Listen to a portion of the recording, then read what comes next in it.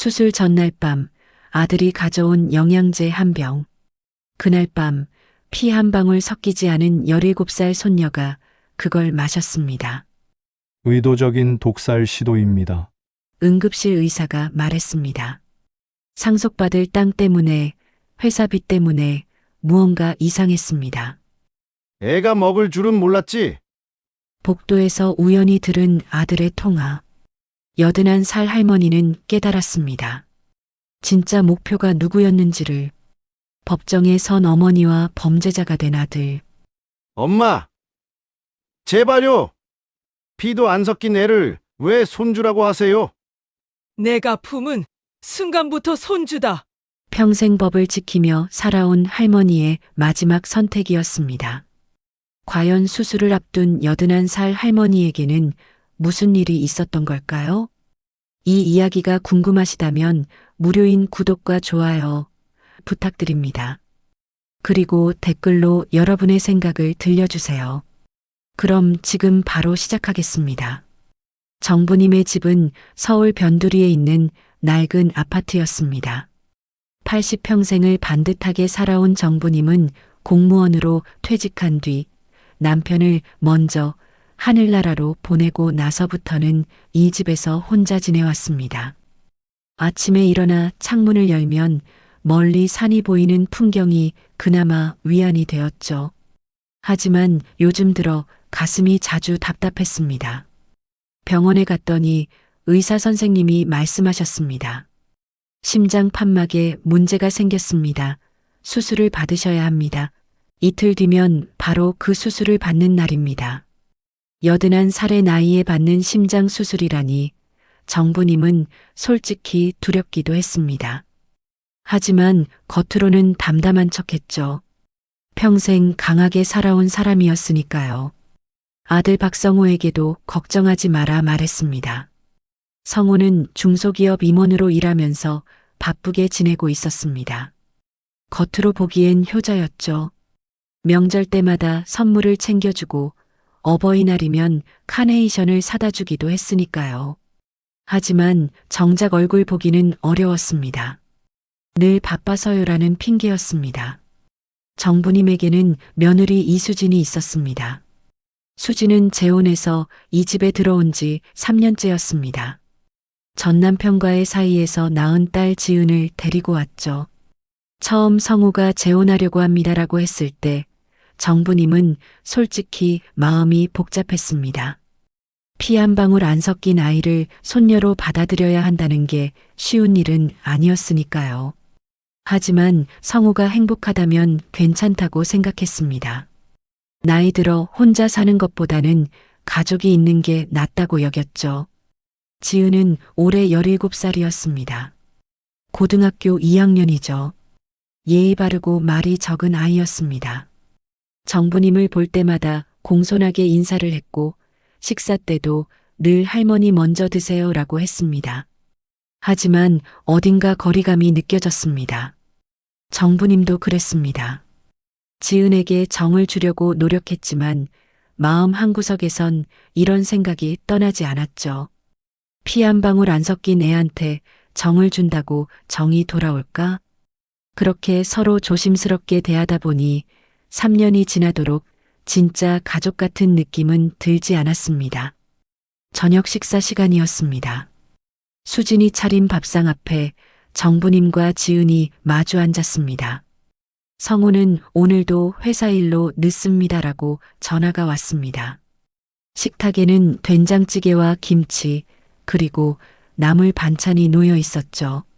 수진은 요리 솜씨가 좋은 편이었습니다. 정부님의 입맛에도 잘 맞았죠. 하지만 오늘따라 식욕이 없었습니다. 이틀 뒤 수술 생각 때문이었습니다. 지은이 조용히 말했습니다. 할머니 먼저 드세요. 정부님은 고개를 끄덕이며 대답했습니다. 아니야, 너 먼저 먹어. 이렇게 서로 배려하는 말을 주고받았지만 그 사이엔 보이지 않는 벽이 있었습니다. 지은은 밥을 먹으면서도 늘 한 발 물러나 있는 것처럼 보였습니다. 정부님도 마찬가지였죠. 손녀라고 부르기엔 어색하고 그렇다고 남처럼 대하기엔 미안한 마음이 들었습니다. 수진이 물었습니다. 어머님, 수술 시간이 아침 7시라고 하셨죠? 정부님은 고개를 끄덕였습니다. 응, 그렇다더라. 금식은 내일 밤부터 해야 하니까 저녁은 꼭 드셔야 해요. 수진의 말에 정부님은 억지로 숟가락을 들었습니다. 하지만 밥이 목으로 잘 넘어가지 않았습니다. 혹시 이 수술이 마지막 식사가 되는 건 아닐까? 그런 생각이 스쳐 지나갔지만 애써 고개를 저었습니다. 지은은 말없이 밥을 먹고 있었습니다. 가끔 정부님을 힐끗 쳐다보는 눈빛이 느껴졌습니다. 뭔가 말하고 싶은 것 같았지만 입을 열지는 않았죠. 정부님도 지은에게 뭐라고 말을 걸어볼까 생각했지만 적당한 화제거리가 떠오르지 않았습니다. 결국 저녁 식사는 조용히 끝났습니다. 식사를 마치고 설거지를 하는 수진을 보며 정부님은 거실 소파에 앉았습니다. 텔레비전에서는 저녁 드라마가 나오고 있었지만 내용이 귀에 들어오지 않았습니다.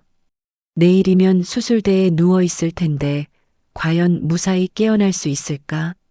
80평생을 살아오면서 죽음이 두렵다는 생각을 해본 적은 없었습니다.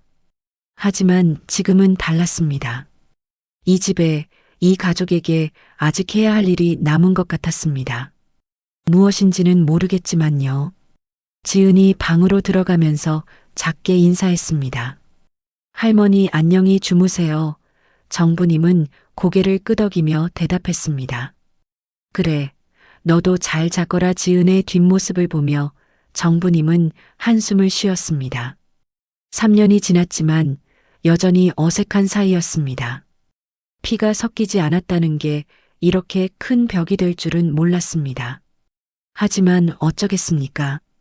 이미 가족이 되어버린 사이인데요. 밤이 깊어갔습니다. 정부님은 침대에 누워 천장을 바라보았습니다. 내일이면 모든 게 달라질지도 모르지.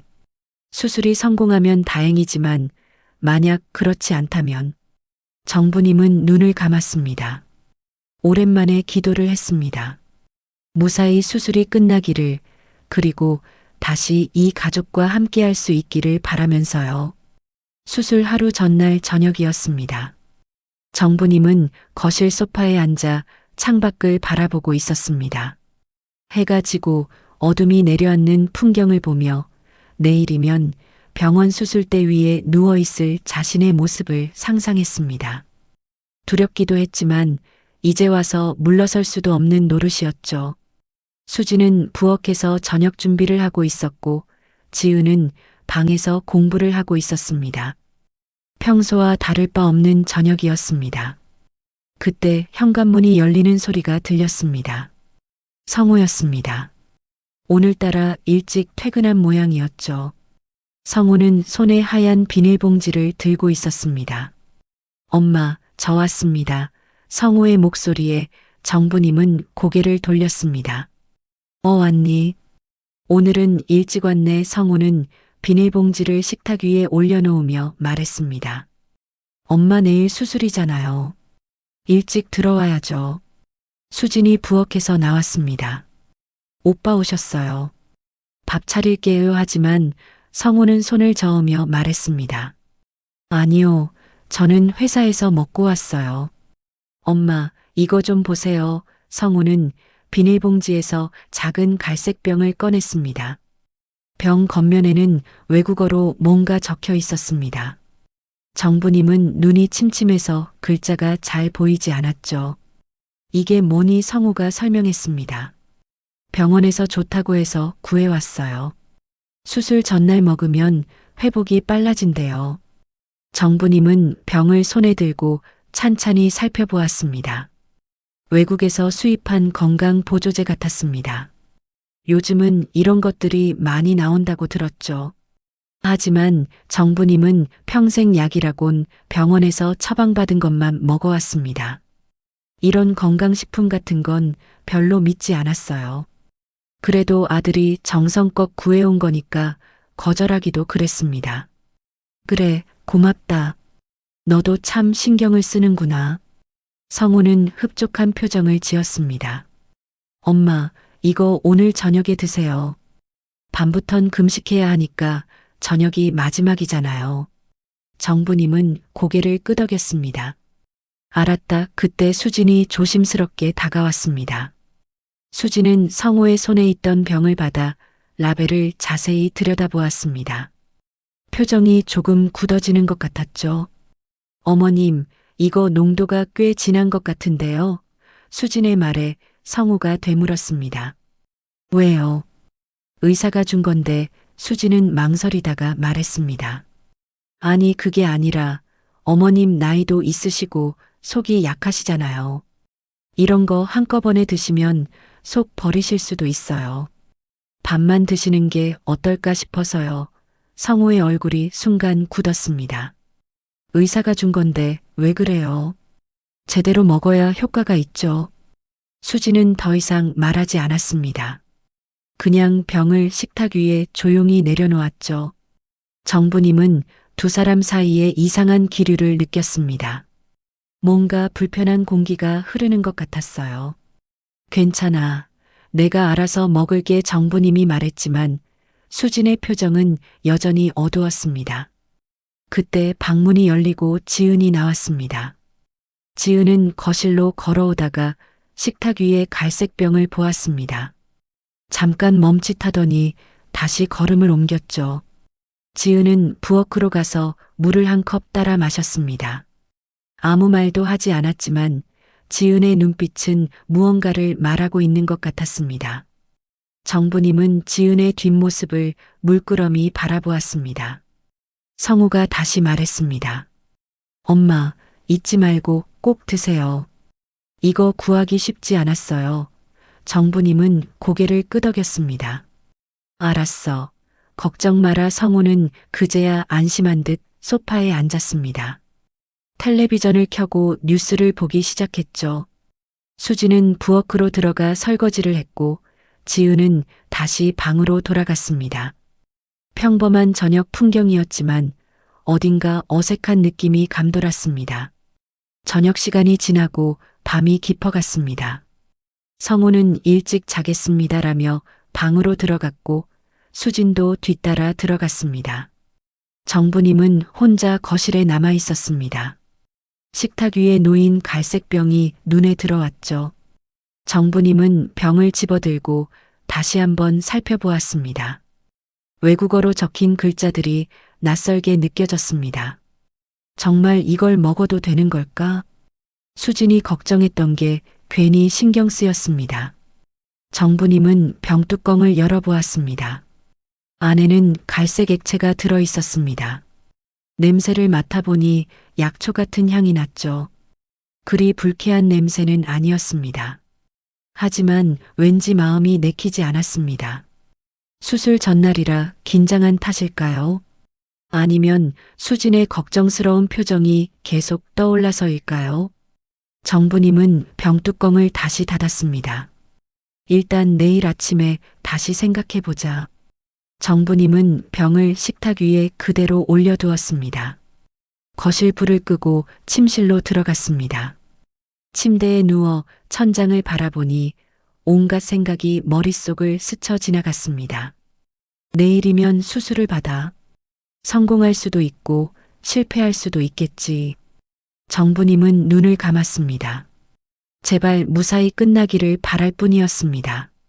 그리고 다시 이 가족과 함께 평범한 일상을 보낼 수 있기를 소망했습니다. 하지만 정부님은 몰랐습니다. 식탁 위에 놓인 그 작은 갈색 병이 이 집안에 어떤 폭풍을 몰고 올지를요. 내일 아침이면 모든 게 달라질 것입니다.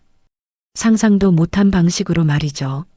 아침 햇살이 창문을 통해 들어왔습니다. 정부님은 평소보다 일찍 잠에서 깼습니다. 오늘이 바로 수술하는 날이었죠. 시계를 보니 새벽 5시였습니다. 병원에는 6시까지 도착해야 했습니다. 정부님은 침대에서 일어나 옷을 갈아입었습니다. 거울 앞에 선 자신의 모습이 낯설게 느껴졌습니다. 여든한 살의 나이에 심장 수술이라니 정말 무사히 끝날 수 있을까요? 거실로 나오니 이미 수진이 부엌에서 움직이고 있었습니다. 어머님 일어나셨어요. 수진의 얼굴엔 걱정이 가득했습니다. 정부님은 소파에 앉으며 말했습니다. 응, 잠이 잘 안 오더라. 수진은 따뜻한 물 한 잔을 가져다 주었습니다.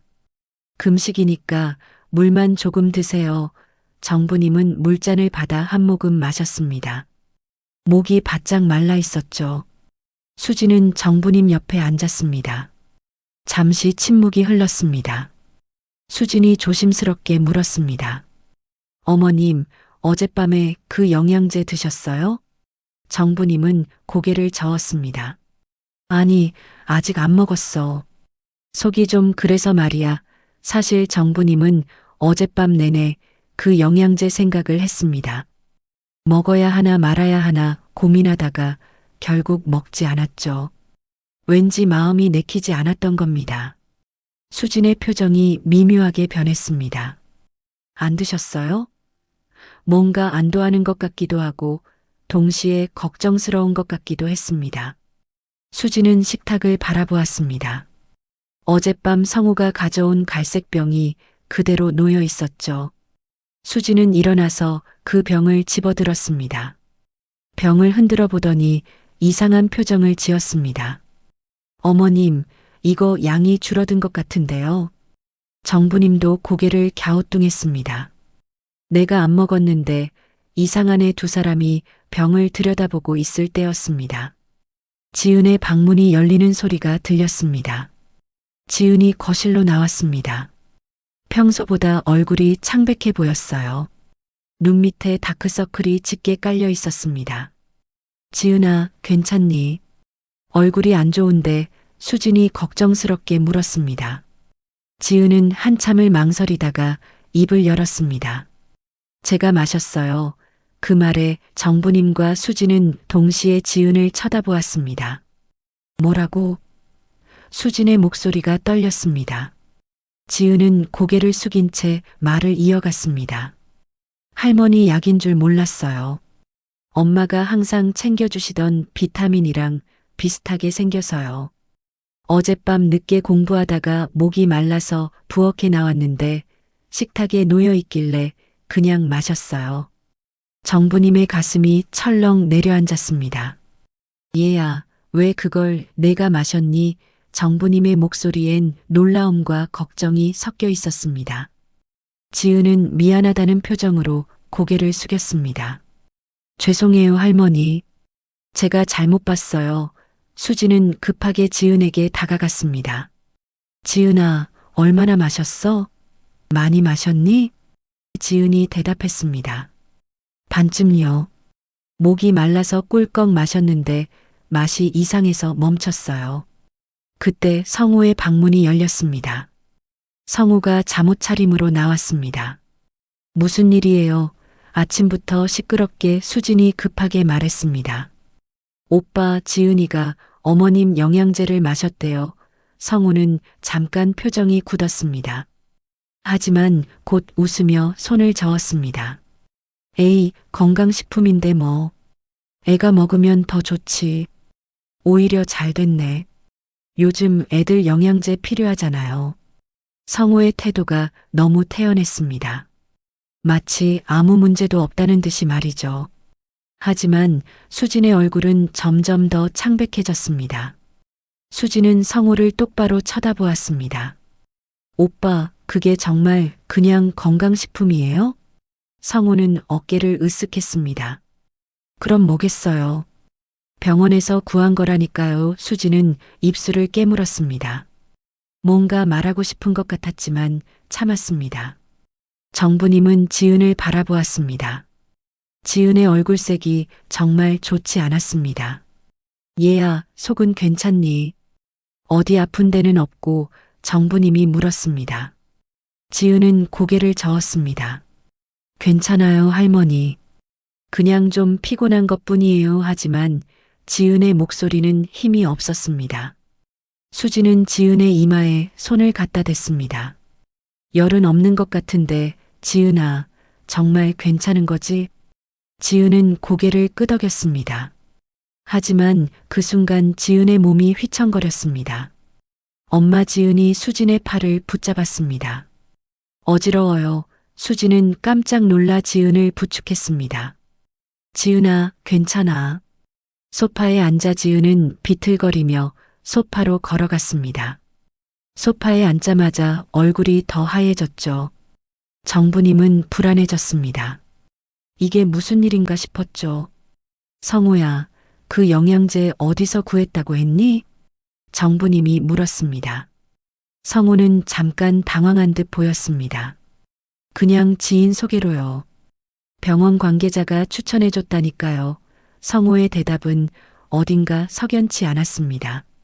수지는 성우를 노려보았습니다. 눈빛에 의심이 가득했죠. 지은이 다시 말했습니다. 엄마, 머리가 너무 아파요. 배도 아프고 수지는 지은의 손을 꼭 잡았습니다. 괜찮아, 지은아. 엄마가 있어. 정부님은 일어서려다 다시 주저앉았습니다. 자신의 수술보다 지금은 지은이 더 걱정되었습니다. 혹시 그 영양제에 문제가 있는 건 아닐까요? 불길한 예감이 스쳐 지나갔습니다. 성우는 여전히 태연한 척했지만 눈빛은 불안해 보였습니다. 괜찮을 거예요. 그냥 피곤해서 그런 거겠죠. 하지만 아무도 성우의 말을 믿지 않는 것 같았습니다. 방 안의 공기가 점점 무겁게 가라앉았습니다. 뭔가 큰일이 벌어지려는 것 같았습니다. 지은의 상태가 점점 나빠지고 있었습니다. 엄마, 숨이 안 쉬어져요. 지은이 가슴을 움켜쥐며 말했습니다. 수지는 패닉 상태가 되었습니다. 지은아, 천천히 숨 쉬어봐. 엄마가 있어 하지만 지은의 호흡은 점점 더 가빠졌습니다. 얼굴은 창백을 넘어 거의 회색빛이었죠. 정부님은 당황해서 일어섰습니다.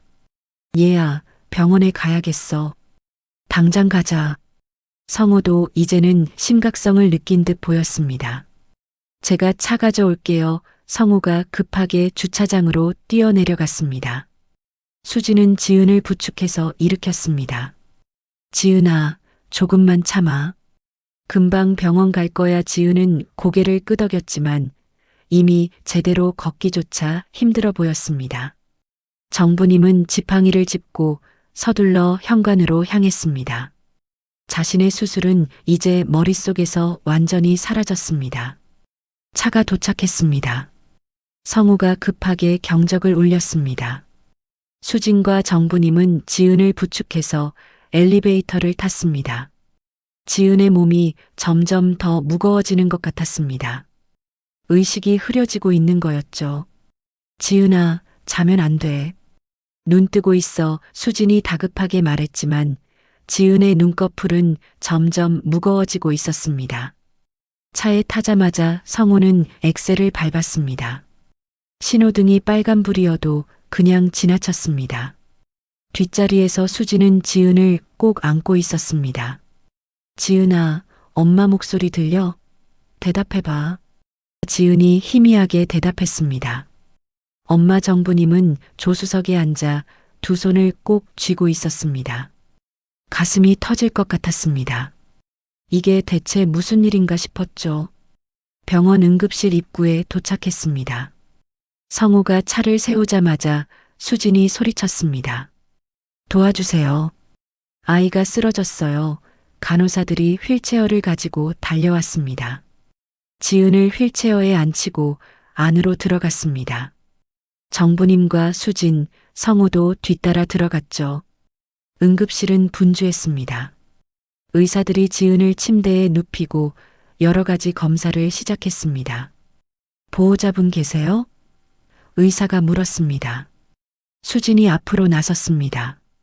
제가 엄마입니다. 의사는 차트를 보며 물었습니다. 환자가 무엇을 섭취했나요? 수진은 떨리는 목소리로 대답했습니다. 건강보조제요. 갈색병에 든 액체였어요. 의사는 고개를 끄덕이며 간호사에게 지시했습니다. 위 세척 준비하고 독성 검사 의뢰하세요. 정부님은 복도 의자에 주저앉았습니다. 다리에 힘이 풀렸습니다. 이 모든 게 현실인가 싶었죠. 몇 시간 전만 해도 평범한 아침이었는데 지금은 응급실에서 손녀의 생사를 걱정하고 있었습니다. 성우는 복도를 왔다 갔다 하며 전화기를 만지작거렸습니다. 누군가에게 전화를 걸려다가 망설이는 것 같았죠. 1시간쯤 지났을까요? 의사가 밖으로 나왔습니다. 표정이 심각했습니다. 수진이 벌떡 일어났습니다. 선생님, 우리 딸 괜찮은 거죠? 의사는 차트를 보며 말했습니다. 환자가 섭취한 물질을 분석했습니다. 정상적인 건강 보조제가 아니에요. 이상 성분이 다량 검출되었습니다. 정부님의 머리가 하얘졌습니다. 이상 성분이라니요. 의사는 계속 설명했습니다. 급성 중독 반응입니다.肝과 신장 수치가 급격히 상승했어요. 지금 해독 처치를 하고 있는 중입니다. 수진의 얼굴에서 핏기가 싹 가셨습니다. 중독이요. 그럼 우리 딸이 의사는 손을 들어 수진을 진정시켰습니다. 최선을 다하고 있습니다. 다행히 섭취량이 많지 않아서 치료 가능성은 있어요. 하지만 예단할 수는 없습니다. 수진은 그 자리에서 주저앉을 뻔했습니다. 정부님이 재빨리 수진을 붙잡았습니다. 수진아, 정신 차려. 수진은 눈물을 흘리며 고개를 들었습니다. 그리고 성우를 똑바로 쳐다보았습니다. 눈빛이 달라져 있었습니다. 분노와 의심이 섞인 눈빛이었죠. 수진은 떨리는 손으로 성우의 팔을 붙잡았습니다. 오빠, 그거 어디서 샀어요? 대체 어디서 구한 거냐고요? 성우는 시선을 피했습니다. 바닥만 내려다보고 있었습니다. 그냥 지인 소개로 수진은 성우의 옷깃을 움켜쥐었습니다. 지인이 누군데요? 이름이 뭔데요? 지금 당장 말해요. 성우는 말을 더듬었습니다. 그게 저도 정확히는 수진의 목소리가 커졌습니다. 정확히는 뭐예요? 우리 딸이 죽을 수도 있는데 그게 무슨 소리예요? 그때 의사가 다시 끼어들었습니다. 보호자분들, 한 가지 더 말씀드릴 게 있습니다. 모두의 시선이 의사에게 쏠렸습니다. 의사는 심각한 표정으로 말했습니다. 검사 결과를 보니 이건 단순 오남용이 아닐 수 있습니다. 독성 물질의 농도와 성분을 볼 때 의도적으로 혼합되었을 가능성이 있어요. 정부님은 귀를 의심했습니다. 의도적이라니요. 그게 무슨 뜻이죠? 의사는 조심스럽게 말을 이어갔습니다. 쉽게 말하면 누군가가 일부러 이 물질을 만들었을 수 있다는 겁니다. 우연히 섞인 게 아니라요. 경찰에 신고하셔야 할 것 같습니다. 그 말에 복도가 순간 조용해졌습니다. 모두가 숨을 죽이고 있었죠. 정부님은 휠체어를 밀고 오던 간호사에게 다가가 휠체어를 붙잡았습니다. 그리고 벌떡 일어서려고 했습니다. 의도적 정부님이 중얼거렸습니다. 하지만 다리에 힘이 들어가지 않았습니다. 그대로 주저앉고 말았죠. 수진이 재빨리 정부님을 붙잡았습니다. 어머님, 괜찮으세요? 정부님은 가쁜 숨을 몰아쉬며 성우를 쳐다보았습니다. 성우는 벽에 등을 기댄 채 고개를 떨구고 있었습니다. 땀이 흐르고 있었죠. 정부님의 머릿속이 복잡했습니다. 의도적이라면 누군가 일부러 독을 탔다는 뜻 아닙니까? 그럼 대체 누가요? 왜요? 정부님은 떨리는 손으로 가슴을 짚었습니다. 심장이 빠르게 뛰고 있었습니다.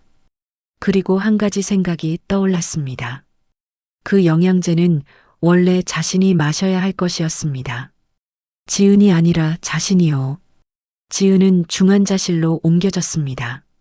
의사는 최소 48시간은 집중 관찰이 필요하다고 했습니다. 정부님의 수술은 당연히 연기되었습니다. 지금 이 상황에서 수술을 받을 수 있는 사람은 아무도 없었죠. 정부님은 중환자실 유리창 너머로 지은을 바라보았습니다. 온몸에 선이 연결되어 있는 지은의 모습이 안타까웠습니다. 수지는 중환자실 앞 의자에 앉아 눈물을 흘리고 있었습니다. 정부님이 다가가 수진의 어깨를 감싸 안았습니다. 괜찮을 거야. 우리 지은이 강한 애잖아. 수지는 고개를 끄덕였지만 눈물은 멈추지 않았습니다. 정부님도 마음이 아팠습니다. 3년 동안 어색하게 지내왔지만 지금 이 순간만큼은 진짜 손녀 같았습니다. 아니, 진짜 손녀였습니다. 성우는 복도 끝에서 전화를 받고 있었습니다. 회사 일인 것 같았습니다. 정부님은 성우를 물끄러미 바라보았습니다. 아들의 모습이 낯설게 느껴졌습니다. 언제부터였을까요? 아들이 이렇게 변한 게 말이죠. 아니면 원래부터 이랬던 걸까요? 정부님은 고개를 저었습니다. 지금은 그런 생각할 때가 아니었습니다. 병원 측에서는 경찰에 신고했다고 통보했습니다. 의도적인 독성 물질 사용 의심 사례라서 반드시 신고해야 한다는 거였죠. 곧 경찰이 올 거라고 했습니다. 정부님은 한숨을 쉬었습니다. 이제 이 일은 단순한 사고가 아니라 사건이 되어버렸습니다. 성우는 전화를 끊고 돌아왔습니다. 얼굴이 창백했습니다. 엄마, 저 회사 좀 다녀와야 할 것 같아요. 정부님은 성우를 똑바로 쳐다보았습니다. 지금 그게 중요하니? 성우는 눈을 피했습니다. 급한 일이 있어서요. 금방 다녀올게요. 수진이 날카롭게 말했습니다. 오빠, 경찰 오면 어떻게 할 건데요? 그 영양제 어디서 샀는지 설명해야 할 텐데 성우는 당황한 듯 더듬거렸습니다. 그건 제가 다녀와서 이야기할게요. 그렇게 말하고는 서둘러 병원을 나갔습니다. 정부님과 수지는 말없이 성우의 뒷모습을 바라보았습니다. 둘 다 이상하다는 생각을 하고 있었죠. 수진이 조용히 말했습니다. 어머님, 오빠가 뭔가 숨기고 있는 것 같아요. 정부님도 느끼고 있었습니다. 아들이 무언가를 감추고 있다는 걸요. 하지만 그게 무엇인지는 알 수 없었습니다. 저녁이 되었습니다. 지은의 상태는 조금 안정되었지만 여전히 위험한 상태였습니다. 수지는 중환자실 옆 보호자 대기실에서 잠깐 눈을 붙이기로 했습니다. 며칠 동안 제대로 못 잤으니까요. 정부님은 혼자 복도 의자에 앉아 있었습니다. 병원은 조용했습니다. 밤이 깊어갈수록 정막만 커졌죠. 정부님은 생각에 잠겼습니다. 그 영양제는 원래 자신이 마셔야 했던 겁니다. 만약 지은이 먹지 않았다면 지금 중환자실에 누워 있는 건 자신이었을 겁니다. 아니, 어쩌면 이미 죽었을지도 모릅니다. 여든한 살의 몸으로 그런 독을 이겨낼 수 있었을까요? 정부님은 몸서리를 쳤습니다. 그때 복도 끝에서 목소리가 들렸습니다. 성우였습니다. 전화 통화를 하고 있었죠. 정부님은 귀를 기울였습니다. 아니, 애가 먹을 줄은 몰랐지. 성우의 목소리가 떨리고 있었습니다. 정부님의 심장이 빠르게 뛰기 시작했습니다. 성우가 계속 말했습니다. 그래도 수술 전에만 처리되면 되는 거 아니었어? 이렇게 될 줄 알았으면. 정부님은 숨이 막혔습니다. 처리라니요. 수술 전에 처리한다는 게 무슨 뜻이죠? 정부님의 손에서 지팡이가 떨어졌습니다. 딸그랑 소리가 복도에 울렸습니다. 성우가 화들짝 놀라 뒤를 돌아보았습니다. 전화를 급하게 끊었죠. 엄마. 성우의 얼굴이 하얗게 질렸습니다. 정부님은 떨리는 목소리로 물었습니다. 방금 무슨 소리였니? 성우는 말을 더듬었습니다. 아, 아니에요. 회사 일이었어요. 정부님은 지팡이를 집어들고 일어섰습니다. 거짓말하지 마. 내가 다 들었어. 애가 먹을 줄 몰랐다고, 수술 전에 처리한다고. 성우는 뒷걸음질 쳤습니다. 엄마, 그게 아니라. 정부님의 머릿속이 빠르게 돌아갔습니다. 애가 먹을 줄 몰랐다는 건 원래 다른 사람이 먹어야 했다는 뜻입니다. 수술 전에 처리한다는 건 누군가를 없애려 했다는 뜻이죠. 정부님은 처음엔 자신이 목표였다고 생각했습니다. 하지만 뭔가 이상했습니다. 아들이 자신을 죽이려 했다면 지금 이렇게 당황할 이유가 없었습니다. 정부님은 천천히 다가갔습니다. 성호야, 정직하게 말해봐. 누가 그걸 먹어야 했던 거니? 성호는 입술을 깨물며 고개를 저었습니다. 엄마, 저 정말 모르겠어요. 정부님은 성호의 눈을 똑바로 쳐다보았습니다. 그 눈빛에서 두려움과 죄책감을 읽을 수 있었습니다. 그리고 깨달았습니다. 지은이 정부님이 중얼거렸습니다. 성호의 얼굴이 굳었습니다. 그 반응이 모든 걸 말해주었습니다. 정부님은 비틀거렸습니다. 설마 내가 지은이를. 성호는 고개를 마구 저었습니다. 아니에요, 엄마. 저는 그런 생각 한 적 없어요. 하지만 정부님은 이미 알고 있었습니다. 독의 진짜 대상은 자신이 아니었습니다. 지은이었습니다. 정부님은 왜 아들이 지은을 죽이려 했는지 이해할 수 없었습니다. 지은이 뭘 잘못했나요? 얌전하고 착한 아이인데요. 정부님은 벽에 기대어 섰습니다. 다리에 힘이 풀렸습니다. 왜 지은이를. 성호는 대답하지 않았습니다. 그냥 고개를 숙이고 있을 뿐이었죠. 복도에 침묵이 흘렀습니다. 멀리서 의료기기 소리만 들렸습니다. 정부님은 중환자실 쪽을 바라보았습니다. 저기 누워있는 아이가 피 한 방울 안 섞였다며 마음의 벽을 쌓았던 그 아이가 이제는 목숨을 잃을 뻔했습니다. 그것도 자신의 아들 손에 말이죠. 정부님의 눈에서 눈물이 흘러내렸습니다. 내 아들이 이런 짓을 하다니. 정부님의 목소리는 떨렸습니다. 성호는 아무 말도 하지 못했습니다. 정부님은 천천히 성호에게 다가갔습니다. 당장 이유를 말해. 왜 지은이를 죽이려 했니? 성호는 입을 열려다 다물었습니다. 말할 수 없다는 표정이었습니다. 하지만 정부님은 물러서지 않았습니다. 진실을 알아야 했습니다. 정부님은 성호와의 대화를 더 이상 이어갈 수 없었습니다. 아들은 계속 입을 다물고 있었고 정부님은 더 이상 물을 힘도 없었습니다. 그때 보호자 대기실 문이 열렸습니다. 수진이었습니다.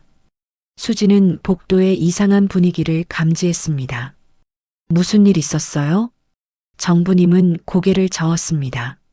수진아, 나 좀 따라와 줄래? 정부님은 수진을 데리고 병원 옥상으로 올라갔습니다. 밤 공기가 차가웠습니다. 정부님은 난간에 기대어 섰습니다. 수진도 옆에 섰죠. 둘 다 한동안 말이 없었습니다. 정부님이 먼저 입을 열었습니다.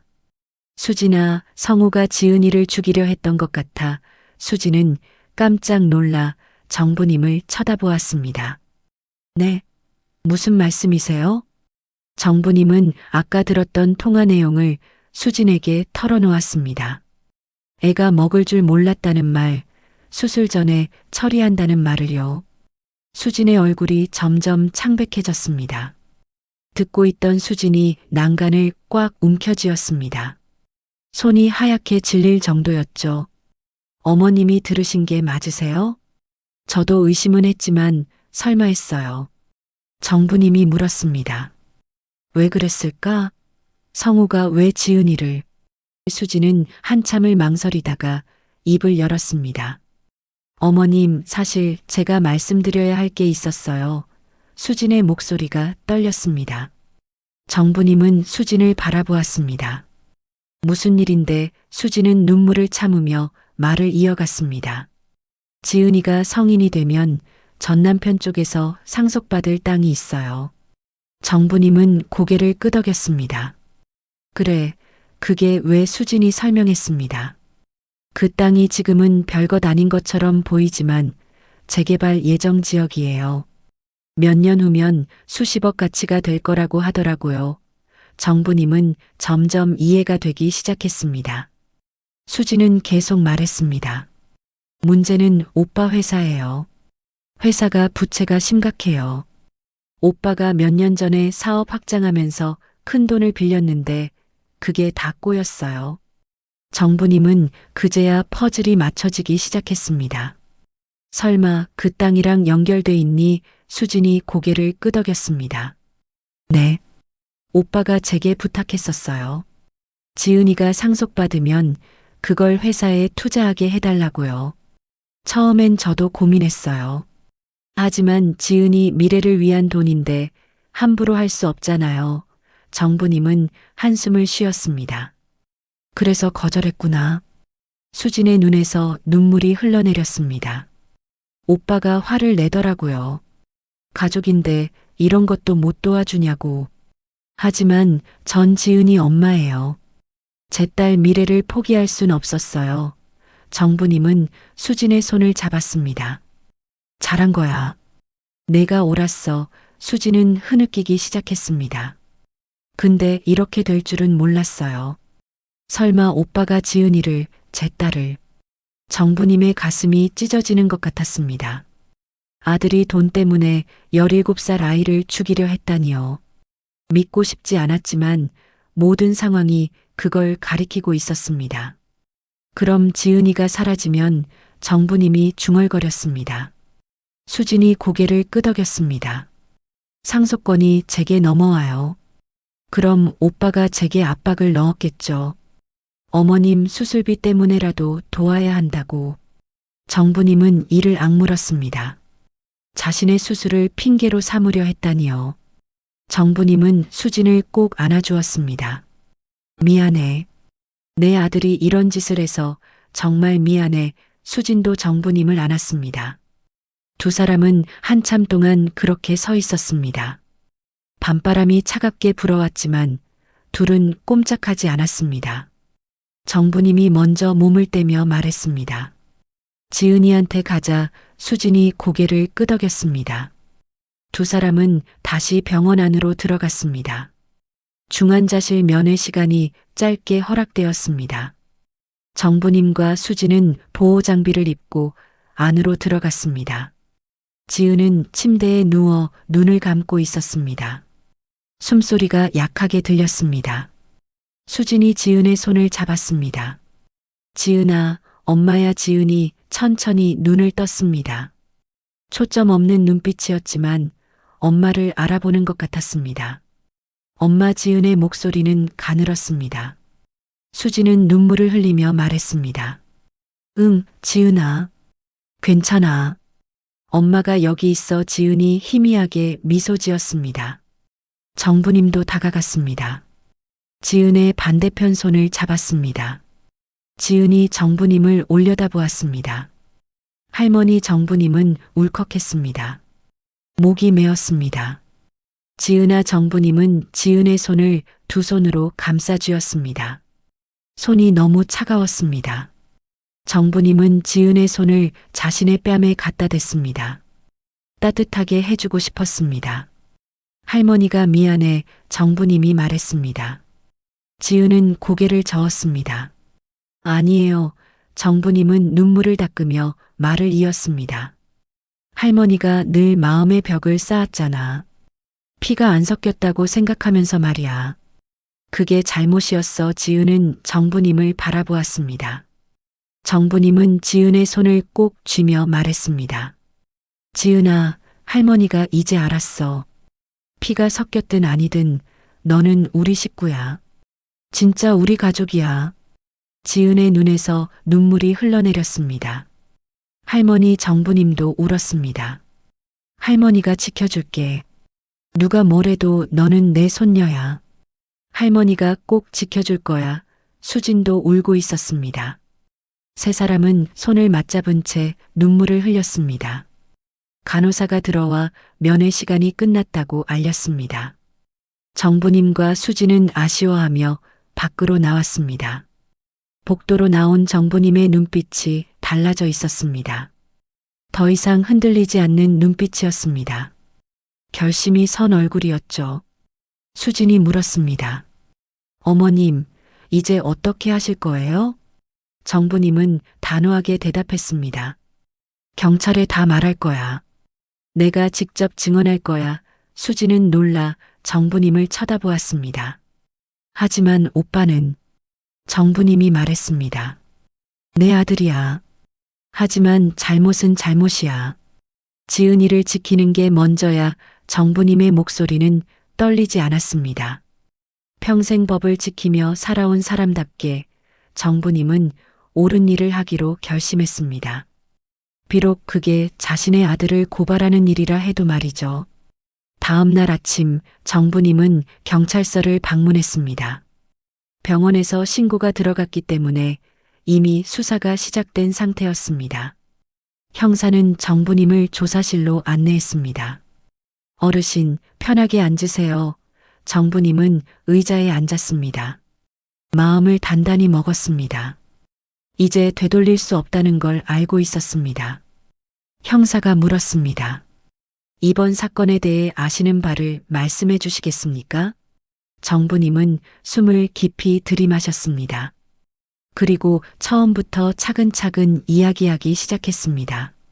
수술 전날 아들이 가져온 영양제 이야기, 지은이 그걸 마신 일, 그리고 복도에서 우연히 들었던 성우의 전화 통화까지요. 형사는 메모를 하며 고개를 끄덕였습니다. 통화 내용을 정확히 기억하십니까? 형사가 물었습니다. 정부님은 또렷하게 대답했습니다. 네. 애가 먹을 줄은 몰랐다고 했어요. 그리고 수술 전에만 처리되면 된다고도 했습니다. 형사는 심각한 표정을 지었습니다. 혹시 녹음하신 건 없으신가요? 정부님은 고개를 저었습니다. 아니요. 하지만 제가 들은 건 확실합니다. 형사는 몇 가지 질문을 더했습니다. 성호의 회사 상황, 지은의 상속 문제, 가족관계까지요. 정부님은 아는 대로 다 말했습니다. 아들을 고발하는 일이었지만 주저하지 않았습니다. 지은을 지키기 위해서라면 무엇이든 할 각오였습니다. 형사는 조서를 작성하며 말했습니다. 용기 있는 결정하셨습니다. 쉽지 않으셨을 텐데요. 정부님은 쓸쓸하게 웃었습니다. 쉽지 않죠. 하지만 해야 할 일이었어요. 형사가 말했습니다. 영양제 성분 분석 결과도 나왔고 구매 경로도 추적 중입니다. 곧 결과가 나올 겁니다. 정부님은 고개를 끄덕였습니다. 조사가 끝나고 정부님은 경찰서를 나왔습니다. 수진이 밖에서 기다리고 있었습니다. 어머님, 다 하셨어요? 정부님은 고개를 끄덕였습니다. 이제 시작이야. 병원으로 돌아왔습니다. 지은의 상태는 조금씩 나아지고 있었습니다. 의사는 위기는 넘겼다고 말했습니다.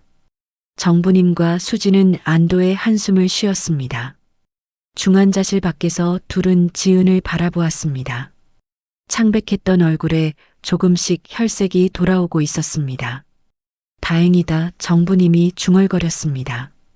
수진도 눈물을 닦으며 고개를 끄덕였습니다. 그때 복도 끝에서 성우가 나타났습니다.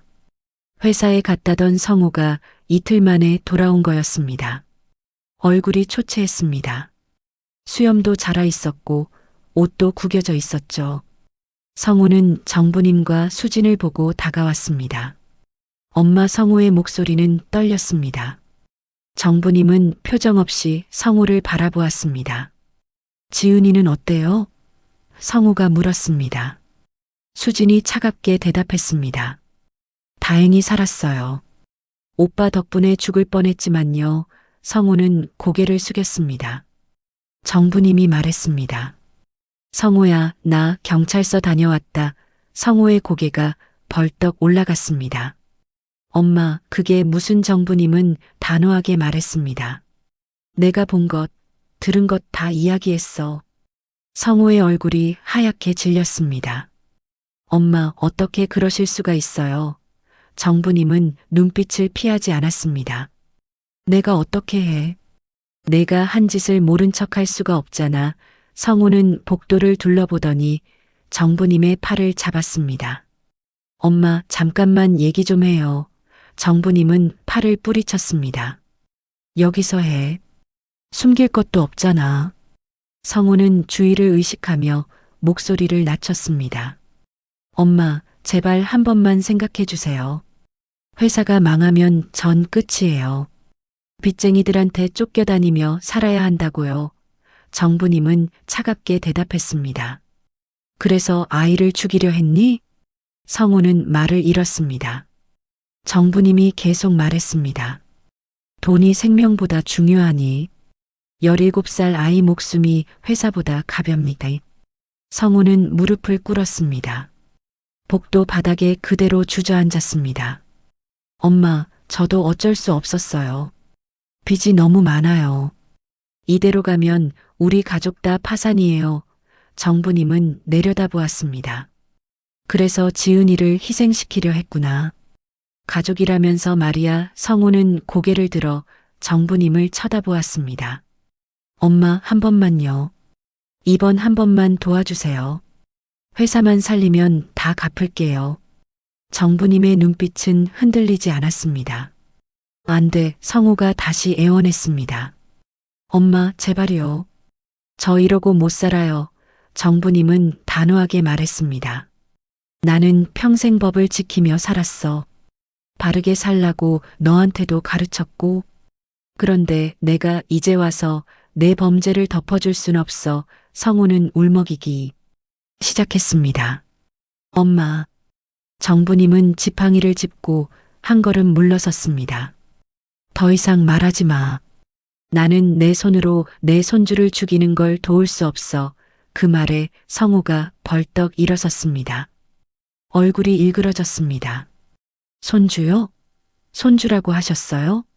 엄마, 지은이는 손주도 아니잖아요. 피 한 방울 안 섞인 애를 왜 손주라고 하세요? 그 순간 복도가 조용해졌습니다.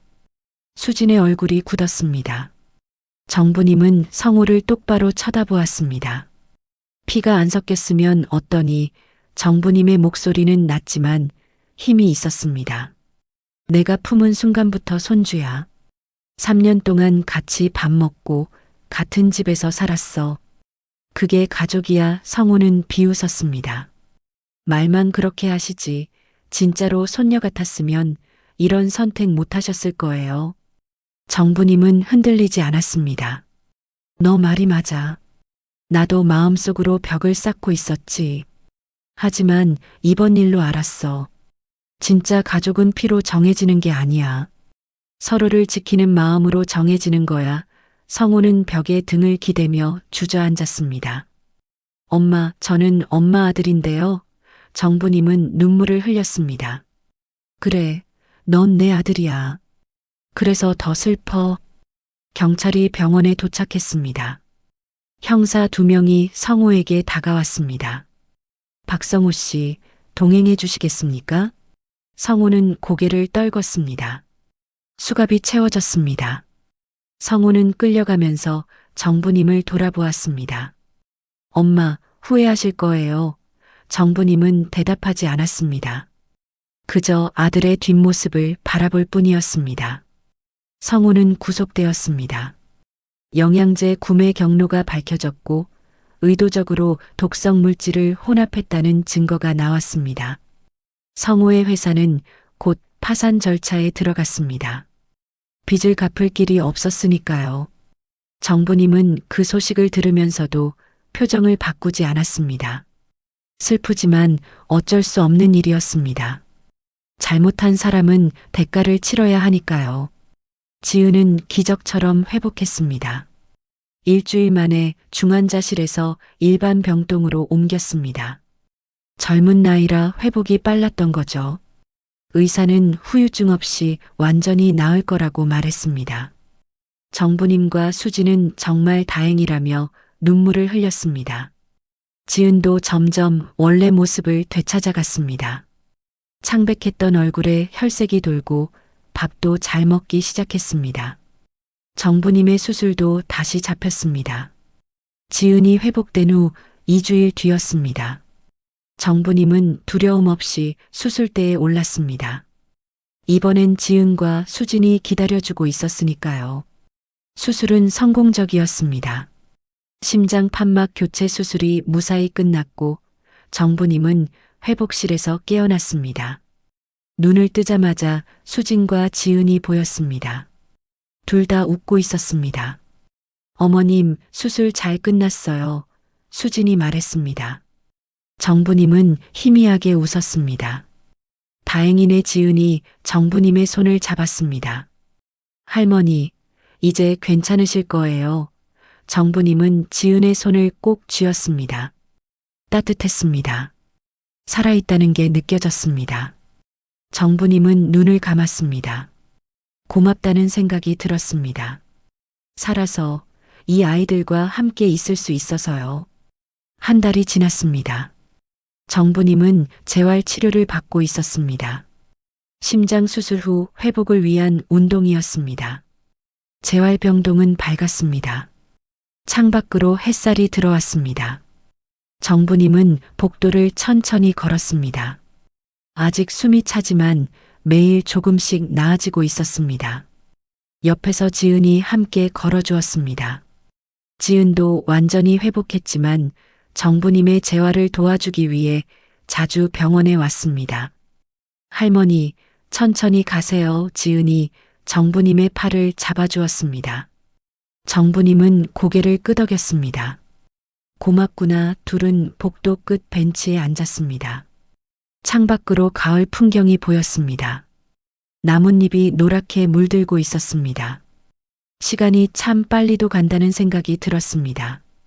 그 일이 일어난 지 벌써 2달이 지났습니다. 지은이 조심스럽게 말했습니다. 할머니. 정부님이 지은을 바라보았습니다. 왜 그러니? 지은은 한참을 망설이다 입을 열었습니다. 저요, 처음으로 가족 같아요. 정부님의 가슴이 뭉클해졌습니다. 지은이 계속 말했습니다. 3년 동안 이 집에 살았지만 늘 벽이 있는 것 같았어요. 할머니도 저한테 조심스러우셨고 저도 할머니가 무서웠어요. 정부님은 지은의 말을 들으며 고개를 끄덕였습니다. 나도 알아. 미안했어. 지은은 고개를 저었습니다. 아니에요. 당연한 거였어요. 저도 피 안 섞인 거 알고 있었으니까요.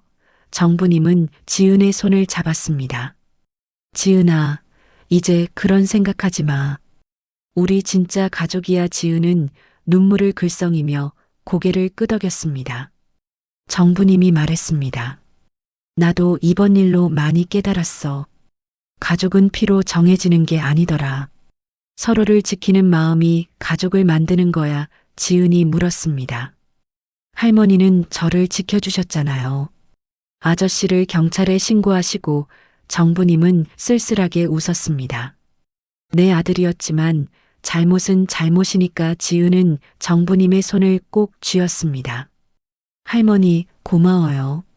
정부님도 지은의 손을 꼭 잡았습니다. 나도 고맙다. 내가 있어서. 두 사람은 한참 동안 말없이 앉아 있었습니다. 햇살이 따뜻했습니다. 바람이 살랑 불었습니다. 평화로운 오후였습니다. 정부님은 생각했습니다.